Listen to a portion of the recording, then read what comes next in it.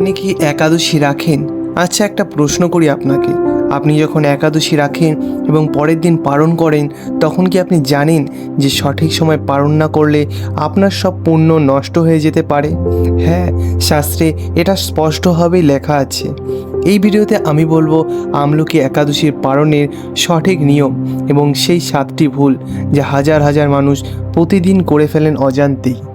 তাই আপনি যদি চান ভগবান বিষ্ণুর সম্পূর্ণ আশীর্বাদ পেতে এবং আপনার এই ব্রতটি সফল হতে, তাহলে এই ভিডিওটি শেষ পর্যন্ত দেখুন। আমরা সবাই জানি একাদশী হলো দ্বাদশীর আগের দিন। এটি হিন্দু ধর্মের একটি পবিত্র দিন যখন আমরা উপবাস করি এবং ভগবান বিষ্ণুকে স্মরণ করি। প্রতি মাসে 2বার একাদশী আসে, একবার চাঁদ ঝরার সময় আর একবার চাঁদ বাড়ার সময়, এবং প্রতিটি একাদশী নিজস্ব গুরুত্ব এবং নিয়ম আছে। কিন্তু আজ আমরা কথা বলছি আমলকি একাদশী সম্পর্কে। এটি অত্যন্ত শক্তিশালী একটি ব্রত। এখন প্রশ্ন হলো, কেন আমরা উপবাস রাখি? শাস্ত্রে বলা আছে এই দিনে ভগবান বিষ্ণু বিশেষভাবে আপনাদের প্রার্থনা শোনেন। এটি শুধু খাদ্য নিয়ন্ত্রণের বিষয় নয়, এটি আমাদের মনের ওপর নিয়ন্ত্রণের বিষয়, আমাদের ইন্দ্রিয়কে নিয়ন্ত্রণের বিষয়। এবং এই ব্রতকে পূর্ণ করার জন্য সবচেয়ে গুরুত্বপূর্ণ বিষয় হলো পালন করা, অর্থাৎ সঠিক সময়ে সঠিক নিয়মে ব্রত ভাঙা।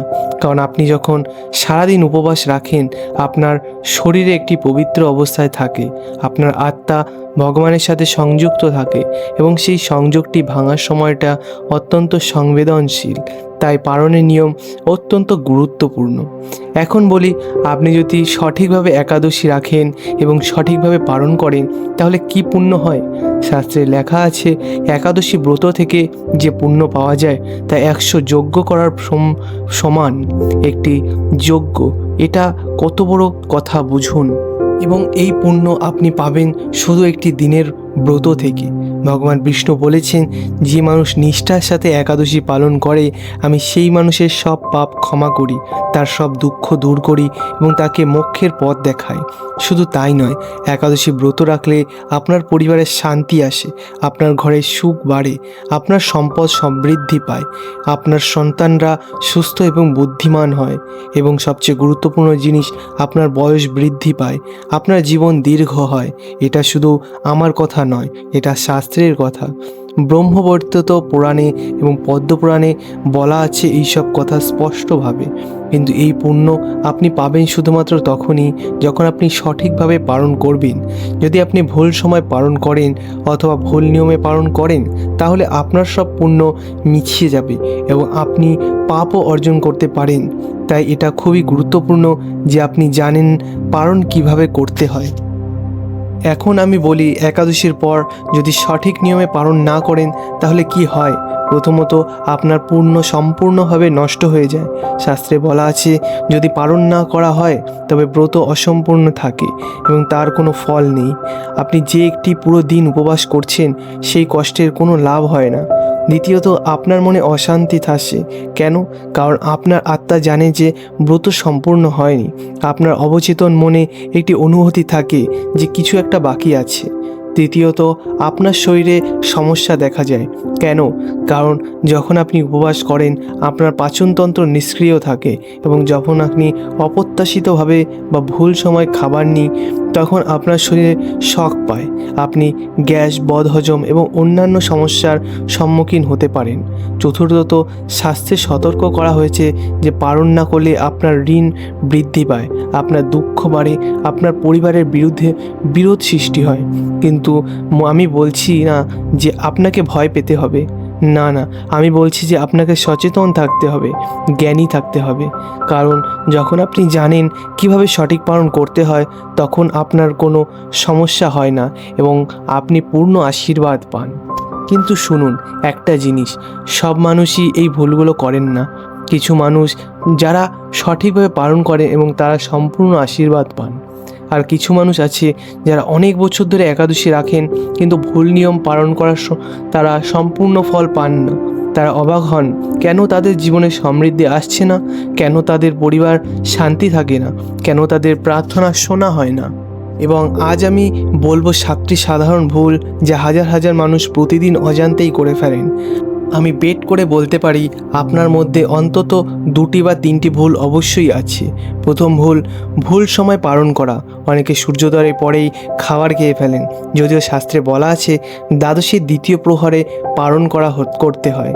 দ্বিতীয় ভুল, সূর্যাস্তের পরে পালন করা। অনেকে রাত হওয়ার পর খাবার খান, এটা সম্পূর্ণ ভুল এবং স্বাস্থ্য বর্জিত। তৃতীয় ভুলটি হলো নির্জলা ব্রত ভেঙে ভারী খাবার খাওয়া। যারা নির্জলা ব্রত করেন তারা পারণে মাখা বা তেল দিয়ে ভাজা খাবার খাবেন না, এটি বড় ভুল। চতুর্থ ভুল, তুলসী পাতা ছাড়া ভোগ গ্রহণ করা। শাস্ত্রে স্পষ্টভাবে বলা আছে তুলসী ছাড়া কোনো ভোগই গ্রহণযোগ্য নয়।